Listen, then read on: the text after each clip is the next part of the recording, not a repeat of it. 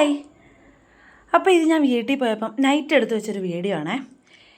എൻ്റെ വീട്ടിലെല്ലാവരും, ഞാൻ മാത്രമല്ല എല്ലാവരും നല്ല ഫുഡീസാണ്. കാരണം ഫുഡിന് അത്ര ഇമ്പോർട്ടൻസ് കൊടുക്കുന്നൊരു ഫാമിലിയാണ് ഞങ്ങളുടെ. ഫുഡിന് മാത്രമേ ഇമ്പോർട്ടൻസ് കൊടുക്കുന്നുള്ളൂ എന്ന് ചോദിച്ചു കഴിഞ്ഞ് കഴിഞ്ഞാൽ അതിലും തെറ്റ് പറയാൻ പറ്റില്ല. അപ്പം ഇതെൻ്റെ വല്യപ്പച്ചനാണ്. അപ്പോൾ ചാച്ചൻ്റെ ഏറ്റവും വലിയ ഒരു ഇതെന്ന് പറഞ്ഞു കഴിഞ്ഞാൽ നട്ടപ്പാതിരായ്ക്കാണെങ്കിലും മീൻ അങ്ങനെയുള്ള സാധനങ്ങളൊക്കെ കൊണ്ടുവന്ന് കഴിഞ്ഞ് കഴിഞ്ഞാൽ അത് ക്ലീനാക്കി ഫ്രിഡ്ജ് കയറ്റിയില്ലെങ്കിൽ ചാച്ചനൊരു സമാധാനം ഉണ്ടാവില്ല. അപ്പോൾ ഇപ്രാവശ്യം ചാച്ചൻ വൃത്തിയാക്കാൻ നേരത്ത് ഞാനും കൂടി, പപ്പായി വന്നപ്പോൾ ഒരു 3-4 കിലോത്തോളം വരുന്നൊരു മീൻ കൊണ്ടുവന്നിട്ടുണ്ടായിരുന്നു. അപ്പോൾ ഞാനും വൃത്തിയാക്കാൻ വേണ്ടിയിട്ട് ചാച്ചൻ്റെ കൂടെ കൂടി. എന്ന് വെച്ചാൽ ഞാൻ വൃത്തിയാക്കി എന്നല്ല, ചാച്ചൻ്റെ കൂടെ ഇങ്ങനെ ചുമ്മാ ഇരുന്ന് വർത്താനമൊക്കെ പറയായിരുന്നു. അതിൻ്റെ ഇടയ്ക്ക് പൂച്ചക്കുഞ്ഞ് വന്ന് അവൾക്കും ഇട്ട് കൊടുക്കുന്നുണ്ടായിരുന്നു.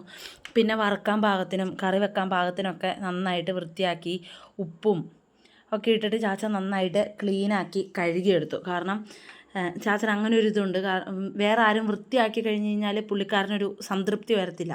അപ്പോൾ ചാച്ചന് തന്നെ അത് വൃത്തിയാക്കണം, നല്ല ക്ലീനാക്കണം, അങ്ങനെയൊക്കെയാണ്. അങ്ങനെ പിന്നെ തല ഞാൻ വിചാരിച്ചു അപ്പം തന്നെ വറ്റിച്ച് വെക്കാം, പിറ്റേ ദിവസം രാവിലെ ആകുമ്പോഴത്തേക്കും അടിപൊളിയായിട്ട് പുളിയൊക്കെ പിടിച്ചിരിക്കുമല്ലോ. പിന്നെ ചാച്ചൻ പാത്രവും തേച്ച് കെട്ടിയ കത്തിയും വാക്കുത്തിയും പിന്നെ നമ്മുടെ മുട്ടിയൊക്കെ വൃത്തിയാക്കി കഴുകി വെച്ചു. പിന്നെ ഞാൻ തലക്കറി വറ്റിക്കാൻ വേണ്ടിയിട്ട് കടുകൊക്കെ പൊട്ടിച്ച് ഉലുവയും പൊട്ടിച്ച് പിന്നെ അതിലേക്ക് ചെറിയുള്ളിയും കുറച്ച് പച്ചമുളകും നല്ല പുളിയും കുടംപുളിയും ഉപ്പൊക്കെ ഇട്ടിട്ട് അതൊന്ന് തിളയ്ക്കാൻ വേണ്ടിയിട്ട് വെച്ചു. പിന്നെ കുടംപുളി ഇവിടുത്തെ ഏകദേശം തീരാറായിട്ടോ. ഇനി പുതിയത് ഇവിടെ അടുത്തുള്ള എല്ലാവരുടെ അടുത്തും തന്നെ കുടംപുളി ഉണ്ട്. അപ്പോൾ അവിടുന്ന് ഞങ്ങൾ മേടിക്കുകയോ ചെയ്യുന്നത്. അങ്ങനെ കുടംപുളിയൊക്കെ ഇട്ട് നന്നായിട്ട് തിളച്ച് കഴിഞ്ഞ് കഴിഞ്ഞപ്പം തലയും കൂടി ഇട്ടിട്ട് നന്നായിട്ട് വറ്റിച്ചെടുത്തു കേട്ടോ. ഇത് നാളെ ആകുമ്പോഴത്തേക്കും അടിപൊളിയായിരിക്കും. അപ്പോൾ ബൈ.